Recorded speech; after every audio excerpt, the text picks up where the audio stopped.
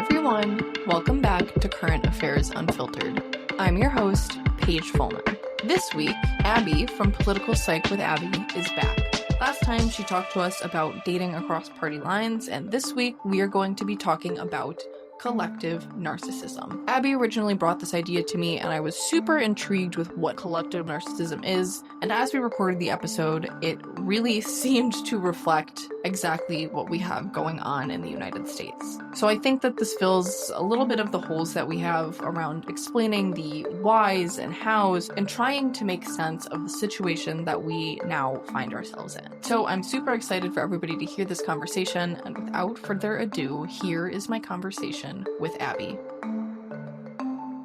Hi, Abby. Thank you so much for coming back on. Thank you so much for having me. It's so good to have you back again. I loved our first conversation, and I'm equally as excited to get into something different, which is collective narcissism. So I'm wondering if we could start out, and you can tell me what exactly is collective narcissism and how does it manifest itself in political movements? So collective narcissism is like individual narcissism in that it involves seemingly high but unstable and sometimes delusional feelings. But in individual narcissism, those are about the self. And in collective narcissism, they're about some sort of group that you belong to. Okay. So in a political movement, how does that then manifest itself? Yeah.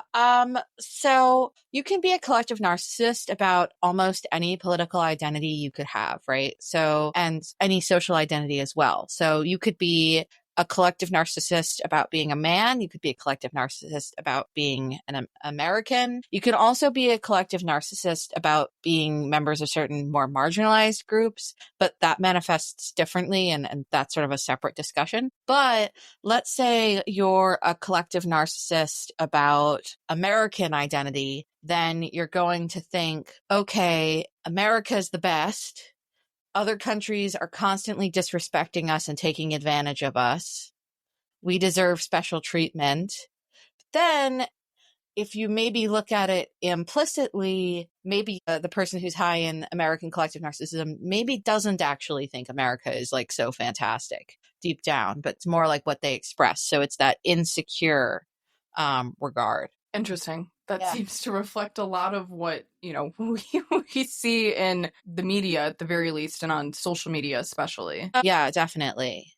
I know you're probably thinking it. American collective narcissism has an incredibly high correlation with Trump voting. Yeah, I could see that. And I mean, I even see it and feel it a little bit in myself. Like I feel a lot of pride being an American, but at the same time, like, maybe it's not collective narcissism because I can acknowledge that America isn't, the shining beacon that, I want to think that it is. Oh, yeah. And a really, really important part of collective narcissism is that someone who's high in collective narcissism has a lot of trouble acknowledging critiques, either from within their group or especially from outside of it. And they're likely to lash out at anyone who critiques that group very severely. So just having a sense of pride in some sort of group that you're a member in isn't an issue, right? Like that's kind of just a positive social identity. And basically everyone has some of those, and that's normal and probably actually kind of a good thing, at least depending on the identity. A big thing that separates that from collective narcissism is willingness to have that group critiqued. And also another thing that separates it is whether that esteem for the group is delusionally high and you expect that level of like high esteem from everyone around you, including people who aren't members of that group. And then another one in collective narcissism is a desire to be held as superior to other groups, even more than you want your own group to do well. Like someone who's really high in collective narcissism might be willing to actually have their group be worse off as long as it means that their group is better off in comparison to some other group. So I don't know if you've seen this on, social media, but a lot of times when you critique Trump supporters or say something about that group, yeah, to them, it often feels like a personal attack. Yeah. would that be a symptom of collective narcissism, or is that something that's just totally separate? Oh, that is definitely a potential symptom of collective narcissism. I do want to say, so using the word symptom is useful, but collective narcissism is not like a clinical diagnosis. And that is really, really, really important to note. It's borrowing a term from the more, mental health side of psychology, but collective narcissism isn't a diagnosable condition because it can be unpleasant for a person who is a collective narcissist, but most of the ways in which that could cause a problem for an individual would be covered under other conditions. It's mostly a problem for society. Collective narcissism at scale is the primary issue. And also, standard disclaimer, I am not a clinical psychologist, so I would not be in a position to diagnose anyone with anything for any reason. And also, collective narcissism is something we can talk about in terms of like, this political group has a lot of, connections with collective narcissism around this identity. That doesn't mean that we're diagnosing a lot of people within that group with a condition. It's more of a variable in like worldview, and it's a spectrum, right? Like there are people who are really low in collective narcissism and people who are really high. And when I talk about collective narcissists, I'm talking about the people who are the highest, but it's not like it's completely binary. It's not like this person is 100% a collective narcissist and this one person 100% isn't. So apologies for this question because it wasn't in the list that I sent you, but now it's got my mind turning. How does collective narcissism differ from something like groupthink? Oh, yeah. So that's an excellent question. I think that groupthink could be an aspect of something like collective narcissism. So I do think that groupthink almost describes more something that happens to groups and everyone in the group is thinking the same way. Whereas often people high in collective narcissism are actually very atomized, even from the group that they have that sense of collective narcissism with. So they could be a collective narcissist and not even really like their own group members all that much. So that's part of it. And then part of it is also that collective narcissism is more of a person by person variable, whereas groupthink is more of a phenomena, like a thing that occurs. Also, groupthink is, I guess, more about coming to the same ideas or like missing out on good ideas, whereas collective narcissism, a lot of that is more about like specifically aggression or hypersensitivity to criticism. Like there is an overlap. But I would say that groupthink is more of a cognitive thing. And I don't want to say less threatening because it is potentially threatening, but it's like you might be running your meetings wrong type problem a lot of the time. Right. Yeah, no, definitely. You touched on this a little bit, but how does collective narcissism differ from just regular old patriotism or a healthy group identity? Yeah. So there are a couple ways in which that's true. First of all, so patriotism is about your nation. Collective narcissism doesn't have to be about national identity. A lot of the most important research is on national identity, but you can be a collective narcissist about pretty much any identity you could potentially have. You can be a collective narcissist about your ethnicity or your gender or basically anything, right? But national collective narcissism is a really big and important category within collective narcissism. So it's a good question to ask how it differs from patriotism. What I was going to say is patriotism could be in its healthiest forms. Patriotism can be, you have high regard for your country, you have a sense of fondness for it, but you want it to be better and you're very open to criticizing it and even accepting criticism from the outside. And also, probably that sense of your feelings towards your country is more stable and less like you're not as bothered by it being threatened. Like that sensitivity to criticism thing comes in there. Also, and this is, talking about an idealized version of patriotism here, because patriotism and collective narcissism could not just theoretically, it could have some overlap. But if you're patriotic in like a positive way, you're hopefully not just wanting your country to be the best compared to other countries. You just want what's best for your country. And those are different things, right? Like a collective narcissist cares whether their country is the richest country in the world rather than what the standard of living actually is in their country in the most extreme way. Versus if you're just patriotic in a positive way, you'd be okay if it's like, oh, okay, my country is the 20th richest country in the world, but the global economy is doing well right now, and we're generally doing pretty well, and that makes me happy, right? Right. So one of the things that is really interesting about collective narcissism is that it leads to a lot of decisions and actions that aren't even positive for the in-group. Huh. Yeah. Can you expand on that? Like, or even to give an example of what that would look like? Yeah. So I can't point to a study about this yet because it's too recent, but I really think that the Trump tariff policy is really rooted in collective narcissism because it's going to hurt the American economy. I'm not an economist, but most economists seem to be saying that. That's okay. I recorded an episode and talked about the tariffs, and I had to give the massive disclaimer. I was like, I don't know shit about tariffs. I don't know. What was I going to say? Right. So it seems like it's going to be bad for the US economy. I think a lot of people who are really Trump loyalists, their hope is that it's going to be worse for the rest of the world, or they're really upset about trade imbalances because they feel like those other countries are slighting them or taking advantage of us or that kind of thing. Right. Right. So a very extreme form of collective narcissism could be a willingness to crash the global economy just in the hopes that your own country, and especially your own in-group within your own country, is going to land on top. That is so mind-blowing, I guess, that like you could even think like, oh, it's fine if everybody else suffers, but like in the end, I will be the one that ends up on top of all of this. Yeah, one of the grimmest like realizations I had to come to while studying political psychology is that a lot of people don't actually want equality. Yeah, I could see that. Yeah. Yeah, I mean, because you get comfortable if you are a person who is privileged. Anything that looks like equality looks like a threat or can look like a threat. Yeah, I mean, the crazy thing is, though, that it's somewhat like a more inbuilt psychological variable. So there are connections with your own economic and social standing, but it's not purely that. Okay, elaborate, please. Well, there are people who are or grew up fairly poor who still have a preference for a pretty hierarchical society. Like have a preference for a hierarchical society where they are still, I don't know how else to say this, but like, lower on the totem pole. It kind of depends on what measure you're looking for.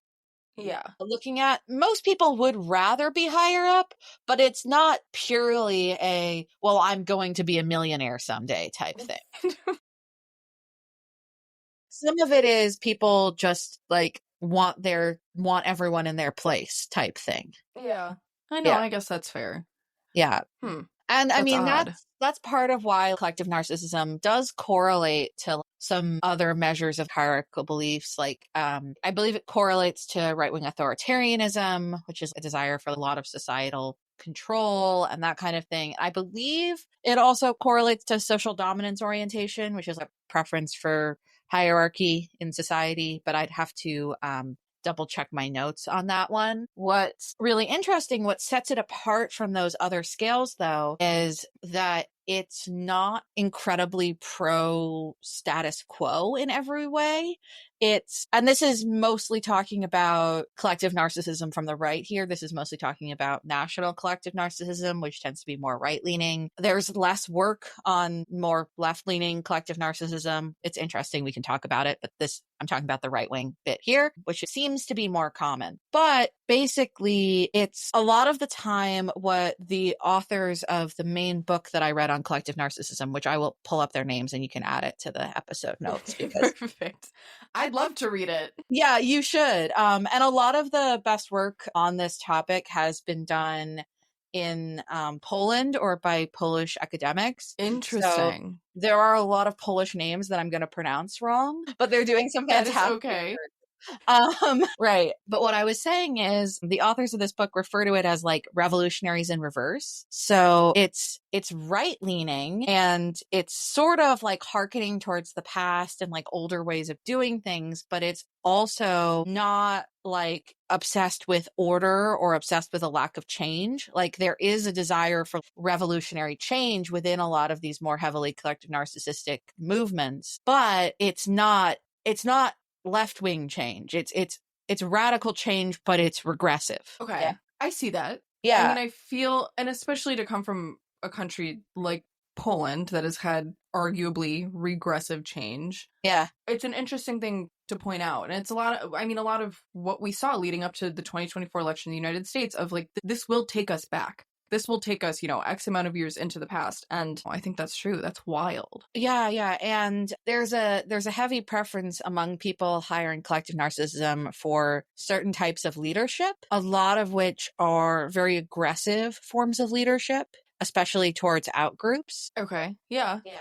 But there's a little bit more openness to like chaos and radical action than there is with like more conventional right-wing authoritarianism in terms of like as a variable between people. Yeah. It's a little spooky. I'm not sure how I feel about all of that. Yeah, it's not good. Like this is grim stuff. Yeah, and I mean and I'm sure most people that listen to this episode are thinking about applying this to the world that we are living in right now, which makes it even more spooky. I'm thinking about Elon Musk getting on the CPAC stage with his chainsaw and saying that, screw all the Democrats and whatever. Like, that's wild. And I think, that is a very violent kind of language to the outgroup. Yeah, yeah. The aggressiveness like on behalf of the in-group against the outgroup is a huge thing with collective narcissism. It's like a defining feature. Yeah. No, yeah.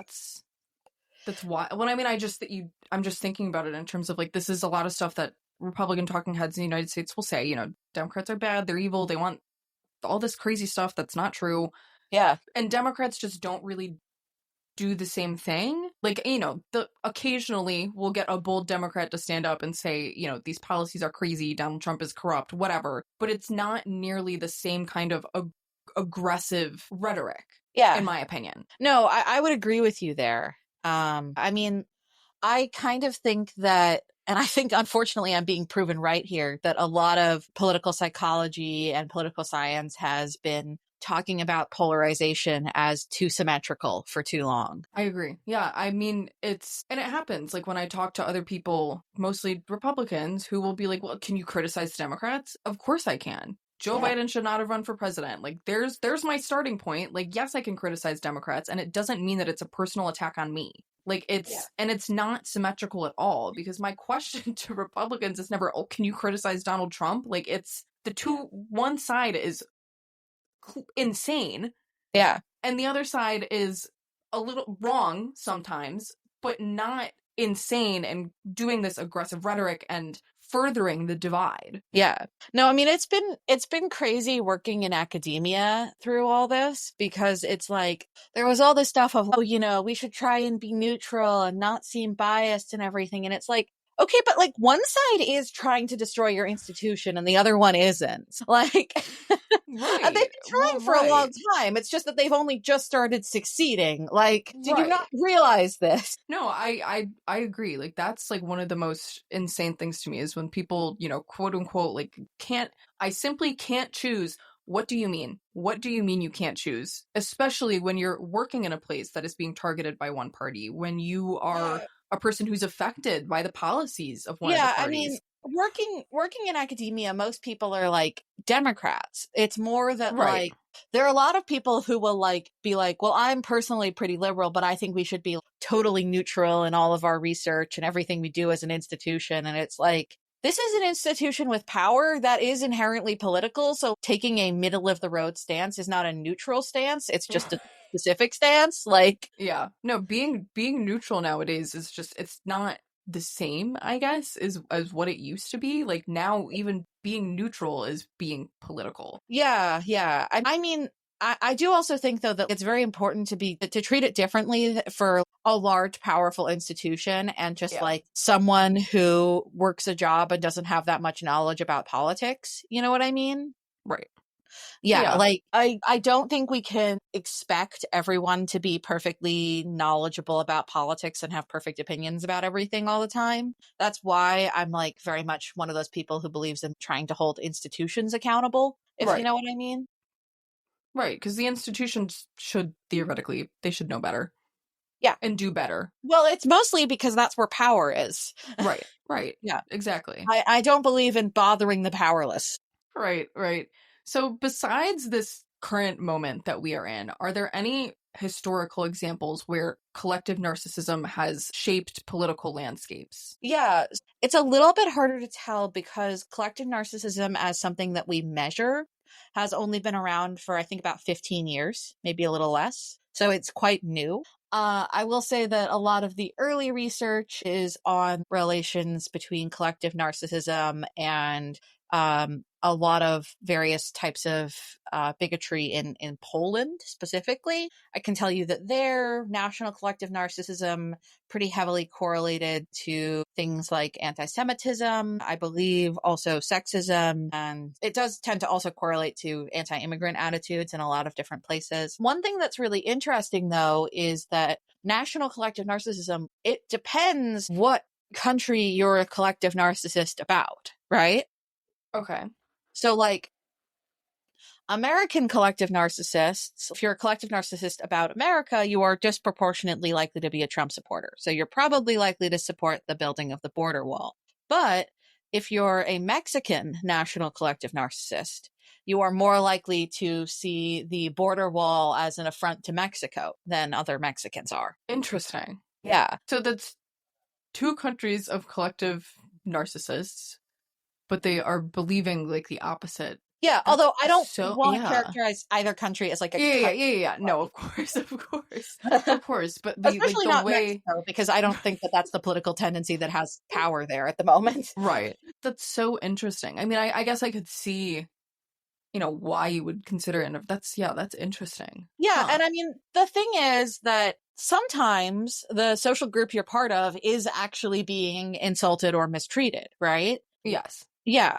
So the belief in that isn't always delusional, right? It's when it becomes delusional or when people get really, really fixated on it that it becomes a problem. And this is why collective narcissism has very different effects if the people who are collective narcissists are like members of marginalized groups and are collective narcissists about those marginalized groups, because it could make them more likely to take action. Unfortunately, it does seem to make them more likely to take more extreme action and possibly just sort of not be especially useful members of movements.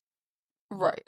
Yeah. So going off of that, Yeah. how does collective narcissism influence voting behavior and loyalty to certain political groups and ideologies? Yeah. So, I mean, it definitely depends what kind of collective narcissist you are and in what context, right? So, if you're a collective narcissist about being a woman, which can happen, there's not a ton of research about it, like in terms of political implications. But if you're that, I don't think that that's likely to make you more likely to vote Republican.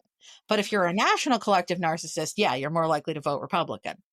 Right. So it really depends on the identity and on the context. Generally, national collective narcissism is more tied to voting for more right-wing parties. But I want to highlight that most of the research has been done in North America and Europe, and that this might manifest differently in Asia and places like that. Right. Yeah. Can it also kind of explain, and I'm thinking of the US here, can it also explain why certain, I'm going to keep it vague, groups seem immune from scandals and contradictions that they spout? Yeah. Collective narcissism is, I think, a very emotional experience. Yeah. And often a very sort of angry and aggressive experience. And I think it does sometimes prevent people from using their more rational thinking abilities. It makes people tend to lash out at critics rather than listening to them. I mean, Yeah. that's a thing that everyone is to some extent prone to, right? Like we all have confirmation bias and everything, but there is a tendency to not listen to contradictory evidence if you are high in collective narcissism. And I think that this manifests in collective narcissists generally being more prone to belief in conspiracy theories. Yeah. I see that. Yeah. There's a lot of people that identify as Republicans that I know that believe these fringe type of conspiracy theories. Like, even today, my boyfriend sent me a post that somebody he knew had sent him that was like, Hitler actually fled to Argentina, and these documents from the CIA prove it. And I'm like, okay, well, first of all, Google's free. It took me one Google search to see somebody debunk this entire thing. But two, that is so off bait. Like, what do you mean? And the fact that, like, people just see these conspiracy theories, like, I don't even know if that's considered a conspiracy theory, but a wild theory on social media, and are like, yep, that's really interesting. Interesting, yes, but it will erode your, kind of trust in documents and whatever else. Anything official, it's going to erode your trust in that. Yeah, I mean, also, if you're a collective narcissist, you're likely to be pretty distrusting of information that comes from outside your group. Well, duh. Yeah. Thought about that. Yeah, but if you're and want to do your own research kind of thing, and I'm very much in favor of people doing their own research, largely from peer-reviewed sources if they can. Right. But what I was going to say is, so I think that and I think a lot of people who are very right-wing see a lot of mainstream historians as not in their in-group. I think it does have, this isn't something I've encountered a ton in the literature, but it does seem to have some overlap with anti-intellectualism.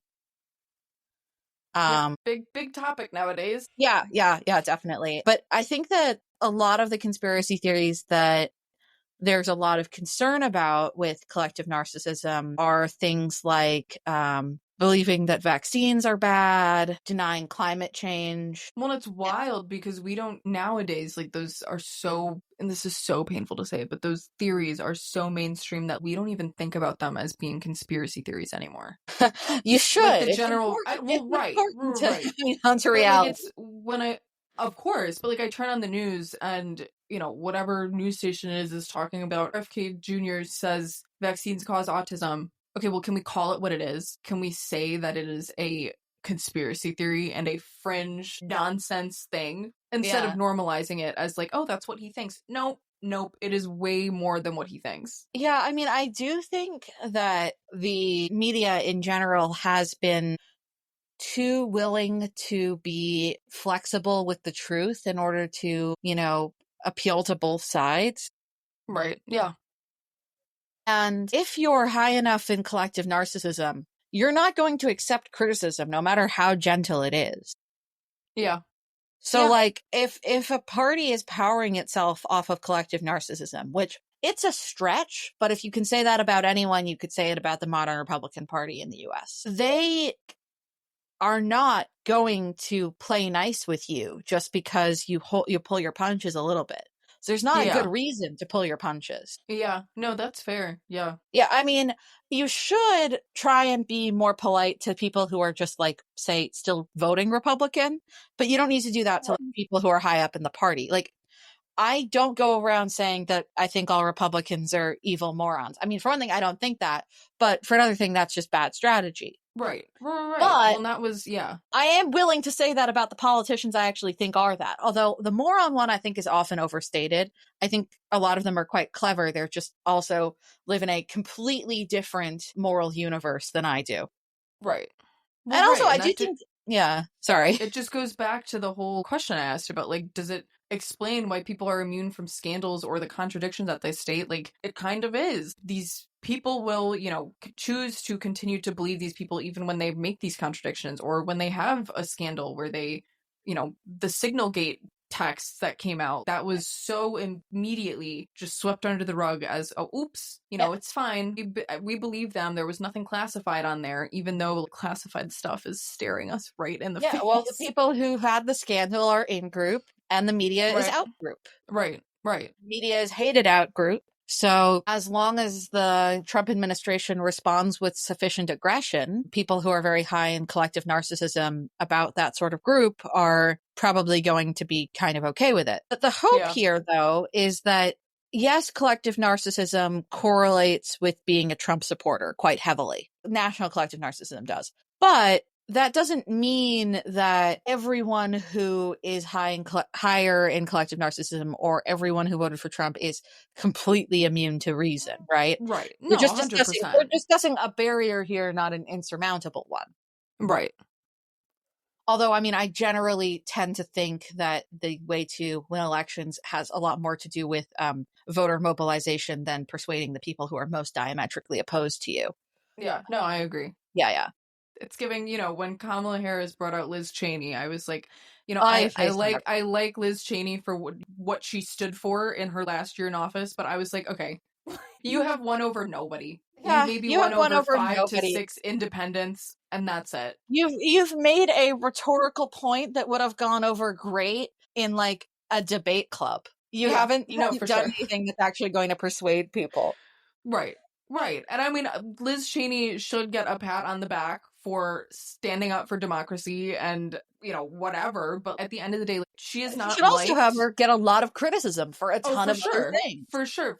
Well, exactly. And the rest of her career was kind of a shit show for what Kamala was bringing her up there for. Like, Republicans, most registered Republicans, especially Trump supporters, don't like Liz Cheney. Democrats don't like Liz Cheney because of the previous 20 years of her record. So who were you appealing to? Yeah, it's just ridiculous. Yeah, it's so strange. It's also this constant assumption by like high level political strategists that everyone just lines themselves up neatly on a left-right spectrum, and that if you move the left of the two parties to the right enough, you'll just get more people. And that's so not how it works. Somebody needs to put you on the campaign staff so you can explain that to them. Yeah, tell them to hire me. No one's done that. So how does social media reinforce collective narcissism? Can it even enforce collective narcissism? So I haven't read a lot of research on this yet. I think that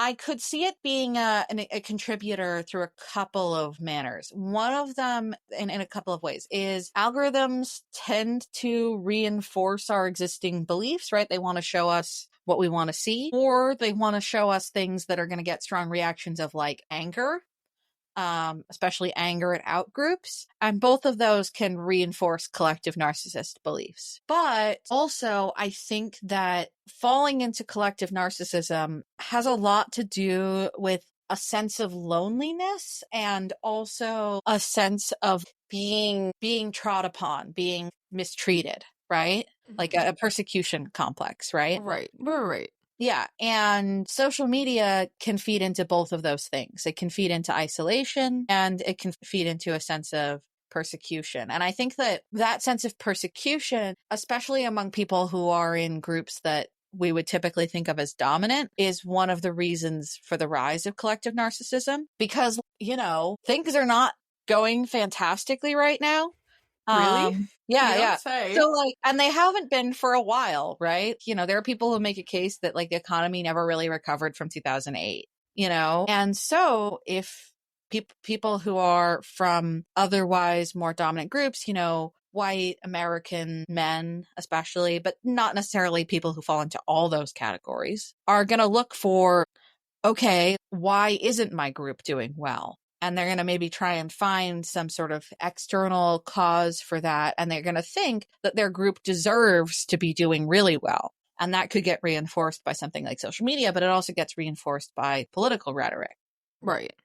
Yeah. And I think that this is honestly one of the traps that the Democratic Party falls into, is that they don't just admit that things might not be going great for a lot of people. Right. And there's a whole debate of, should we be having identity politics, blah, blah, blah, blah, blah. And the thing is, they're all, they'll say, we can't talk about, trans rights. That makes people go away. And there's actually not data to support that. Like, being transphobic is not a winning election strategy. But it's not so much, I think, that identity politics like turn off white men. I think it's more that if you don't have economic policies or, you know, social welfare policies that are also going to benefit them because they benefit everyone, there's not really a strong reason to vote Democrat for some of those people. At least not one that they like obviously see. Right. Well, that was one of my biggest gripes with the 2024 election was that both Joe Biden and Kamala Harris refused to acknowledge the reality, which was that Americans were economically suffering. And yes, they were right to say the numbers point to a strong economy. That was true. But when people are looking at you and saying, I am hurting, I can't afford to, you know, keep up with my rent. I personally couldn't find a job. But Joe Biden's sitting there telling me the jobs are the strongest they've ever been. Really? I understand that, like, I'm the one that couldn't find a job, but, like, you have to acknowledge that reality of people are hurting. And to just say, like, oh, well, these numbers say otherwise, like, you can't bully the population into thinking that there's a strong economy. Yeah, people aren't rational actors, and especially for things that concern large groups. And you can't expect them to be, and you can't get mad when they aren't, really. Because that's just exhausting and pointless. The thing is, doesn't mean that we're evil, that we're not perfectly rational actors, because some of the ways in which we're not rational actors are that people can be tremendously altruistic and community oriented and that kind of thing, right? But yeah, people respond to what's happening right around them a lot of the time. And that's one of the reasons why I was like, you know, people are like, oh my God, you threw all these, you know, marginalized groups under the bus because you cared about the price of eggs. And it's like, okay, the main thing people have cared about historically, what have fomented revolutions in the past, is typically something like the price of eggs. Right. So the better strategy, instead of like berating people, is being like, okay, so Trump doesn't actually have any plan at all to lower the price of eggs. Here's my plan to lower the price of eggs. Right. And in the case of 2024, I just don't think that there was that, like, communication. But yeah, I mean, there should have been a primary, quite frankly. Yeah.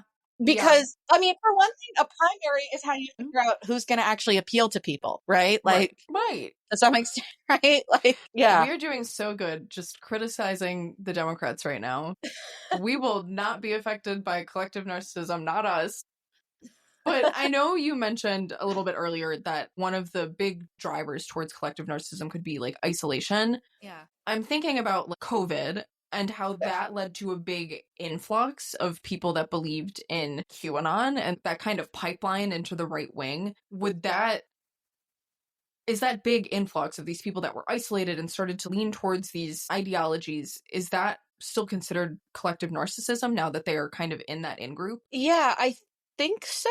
Yeah, I mean, I guess I'm trying to draw the line between somebody who is isolated and falls into this kind of conspiracy theory pipeline and collective narcissism. Like, what is the pipeline, I guess, for how do you end up in a collectively narcissistic situation? Yeah, I mean, collective narcissism is almost like a personality trait. So, like, okay. Well, I mean, it's not exactly a personality trait because it depends, like, what groups you're collectively narcissistic about. Yeah, but it's more that it's probably more causal that people that being high in collective narcissism leads you to join one of these groups than that being part of one of these leads you to collective narcissism. Okay. Although I would suspect that they reinforce each other. Right. No, 100%. Okay, that's interesting. So collective narcissism is more of, like, what your prior disposition, I guess, is. Yeah, correct? Yeah, because it correlates to certain other personality traits. Like, it does correlate to individual narcissism, especially, like, vulnerable individual narcissism. Yeah. Yeah. Huh. Yeah. And I mean, yeah. Okay, wow, that's interesting. But, like, I don't want to say that everyone who is high in collective narcissism is, like, technically a narcissist, because that's absolutely not true. Like, narcissism as a personality trait, like the clinical narcissism, is also a spectrum, and this is a correlation, not something that happens 100% of the time. Right. Yeah. Yeah. Okay, that's interesting. Okay. Yeah. Okay, so what are the dangers then of collective narcissism in especially a democratic society? Yeah. So a big one is aggression, especially aggression towards outgroups. And that can translate to things like, you know, verbal aggression, being mean on social media, whatever, but it can also translate to, like, serious violence and hate crimes. Yeah. Yeah. Yeah. So that's a major concern. And then I think the other one is the desire not just for your own group to do well, but to have the desire for your group to do better than other groups supersede that. So it translates into a lot of deliberate cruelty towards outgroups. And I want to emphasize there that you did say deliberate. Yeah. Deliberate. And it also translates into actions that hurt out groups, but may also hurt the in group. Like, even if you only care about your in group, you don't actually want it being led by collective narcissists. Right. It is, I think, a little bit impossible to insulate just your in-group from any type of negative repercussions. Like, stuff affects the society as a whole, unless you are living under, dictatorship, I guess, where you can specifically insulate certain people and groups. Like, the in-group is still going to be hurt. And it's, is there just no realization that, like, the in-group can be negatively affected by things like this? To some extent, it's a pretty powerful consolation prize for collective narcissists of, hey, at least we're doing better than that other group. Yeah. Huh. Yeah. It's just hurts my brain to try to even get to that sort of thinking of, like, well, at least I wasn't screwed over as much as, like, that other guy down the street. Like, that's just, I don't know. My empathy is spiking right now. Yeah, it's not an amazing worldview. And I have a hunch, honestly, that it's not terribly pleasant to be a collective narcissist. Yeah, no, I would agree with that. Can you expand on that a little bit? Well, like, if you tend to have like a kind of transactional and aggressive approach to the world. So, and you have this connection to this group, but it's not a very healthy or stable connection. So it's sort of lonely, ironically, and it seems rooted in a lot of anger. And I think that being a lonely, angry person is not a fun way to live your life. Yeah, no, that's fair. Yeah. That's a good point. And also, thinking that a lot of people or groups are like out to get you is also like not a fun way to live. Well, yeah, no, I agree. Sometimes, like, I read the comments on my TikTok videos and it's just straight, like, anger. And I'm like, and a lot of times they say something that I've directly answered in the clip that I've posted. And I'm like, to be so angry and bitter, I guess, that you can't even comprehend what I've just said. Yeah. Is a wild way to be living your life. Not to mention, again, I could never imagine commenting some of that stuff on, I keep ending up on this, like, Republican side of TikTok. It's infuriating. I don't know why, I don't know how, but I see a lot of, like, Republican videos. Occasionally, I will leave a comment, but it's more like something silly, like poking fun, whereas the comments on my videos from the right wing are very anger driven. Yeah. Like, it's just the most bizarre thing. I can't imagine going on somebody's video and being like, well, you're stupid and dumb and whatever. Just so hate-filled. And living like that must be miserable, for lack of a better word. But it fuels people, and it's really, really profitable. Yeah, no, for sure.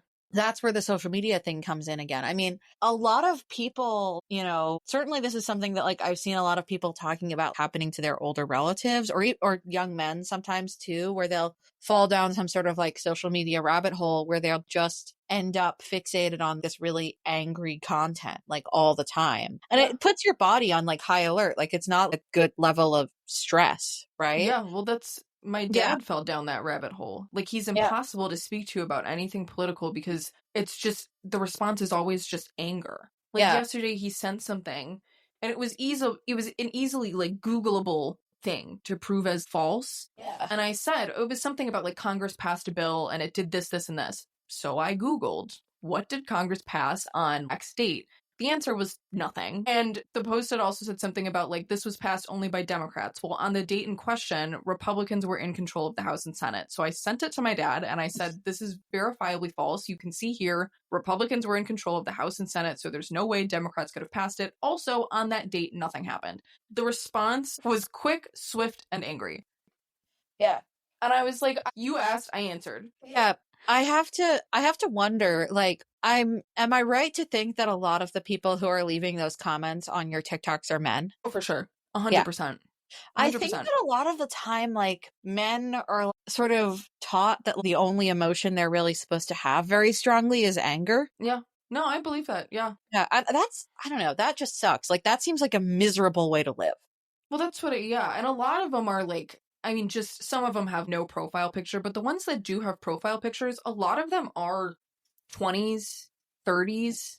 Yeah. Like, they're younger men. Yeah. Yeah, but... And I mean, I get being angry in this generation, right? Like, yeah, 100%. we have a lot of shit to deal with, and we have Right. been screwed over, right? Yeah. But let's put it towards something productive.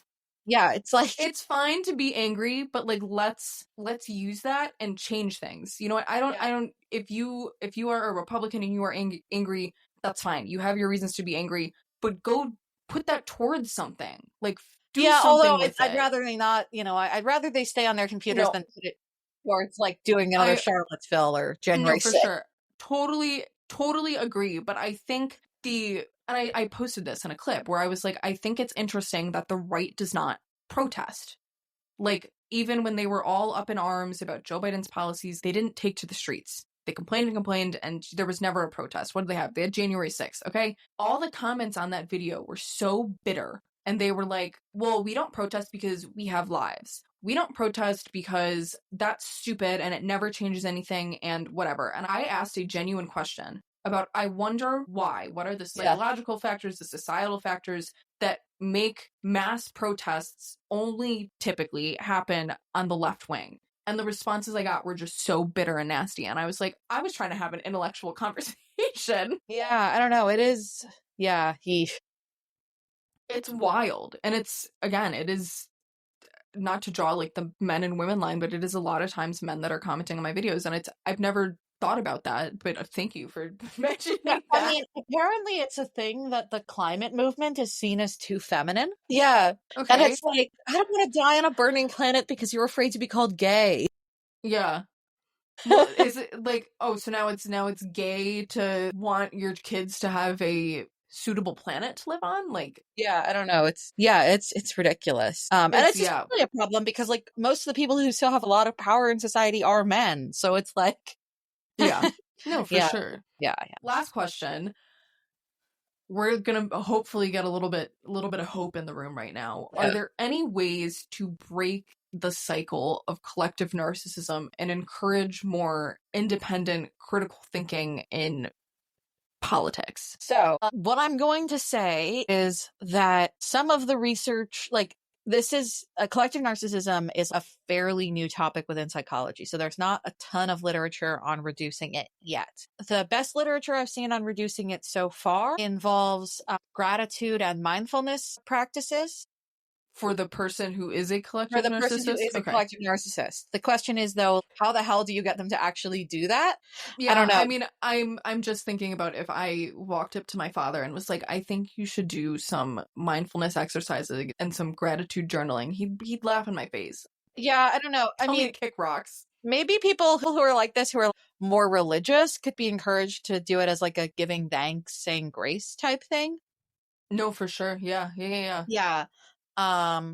So that is a possibility. I think that right now what makes the most sense is trying to work around these people as much as possible and sort of understanding this as a barrier for some of the most intense collective narcissists. I'll say that collective narcissism can also exist in people from marginalized groups. And so if you are involved in an organization that helps people from marginalized groups, and if you are a member of a group like that yourself, you might want to avoid giving a lot of power in your group to someone who shows these kinds of tendencies. Yet again, it is not a clinical thing. You shouldn't say this person is a narcissist. You shouldn't say this person is evil. It's just a thing to look out for in yourself as well, because I think if it's something that you're showing a little bit, it's something you can step back from. So yeah, I would say, anything. The best way forward is to work around. Yeah. Unfortunately, I think it's currently working around. I think that honestly, one of the most useful things here is once you can determine that a movement is partially or largely fueled by collective narcissism, it's maybe a little bit easier to predict what they're going to do next and how they're going to respond to certain things. So I think this is like a knowledge is power type scenario. And then also, I think it's a really promising area for future research. So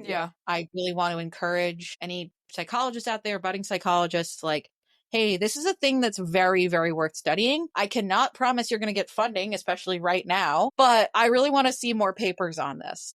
Yeah. Like the video I'm putting out now is a pretty introductory thing and applying it and trying to understand some scenarios. If 3 or 4 years from now, I can put out a video about reducing collective narcissism and have like 5 or 6 more articles to cite, that would it would make my year. Like it would be amazing. Yeah.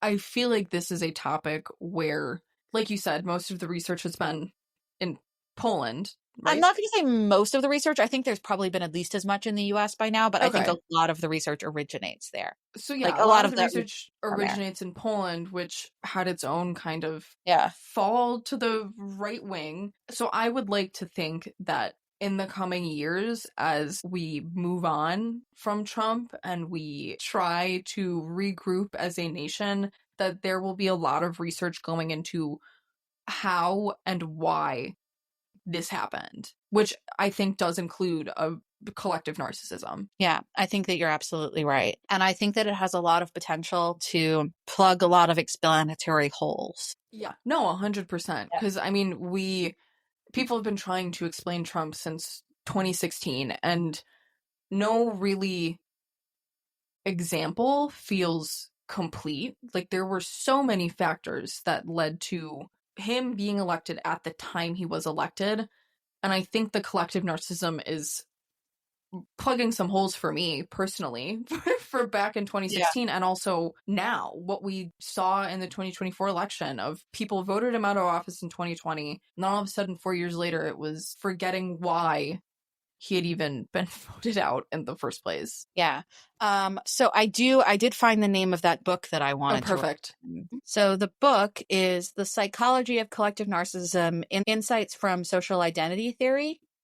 And I would say it's pretty much readable for anyone who's taken like a first-year social science class. Perfect. It's an academic book, but it's hardly the most impenetrable to read. It's broken down by chapter based on topic. So if you're just interested in a specific subtopic, you can just read about that. And there isn't really a more popular book about this yet. This is, I think, actually the first full book out about it. Mm-hmm. And it is really, it's a genuinely really engaging and interesting read. It's an academic book, so it's expensive, but try your public library. I got mine from the public library. Okay, perfect. I'll find the Amazon link and I'll link it in the show notes or something so that people can read about it and see it. But otherwise, that is all I have for you. Do you have anything that you feel like I missed? I think you got everything. Just need to make absolutely certain, yes, okay, I was right that it originated in Poland. It would be really embarrassing if I got the wrong Eastern European country. No, you are all good. All right, well, thank you so much for coming on. It is always a pleasure to have you on. And if you guys want to check out Abby's YouTube, I will have it linked in the show notes. And yeah, thank you again. Great, thanks so much. Thanks so much for tuning into this episode of Current Affairs Unfiltered, and thank you again to Abby from Political Psych with Abby for coming on and explaining some weird psychological phenomena to us. It is always a joy to have Abby on, and every time we talk, I feel a little bit more enlightened in kind of explaining the world around myself, which I feel like it's a good indicator of a good guest. Next week, we will be in the briefing room. I'm not even going to try and pretend that I'm going to take the last week of the month off. So I will see you in the briefing room unless literally nothing happens, in which case maybe I will get my week off, but most likely not. If you enjoyed today's episode, don't forget to follow, leave a review, or share with somebody who could use this information. And as always, if you have questions, topic suggestions, or just want to say hi, you can find me on social media at Current Affairs Unfiltered Pod on Instagram, or send me an email at currentaffairsUnfilteredPod@gmail.com. I'd love to hear from you. Keep asking questions, stay engaged, and remember to check your collective narcissism. I'll see you guys next week.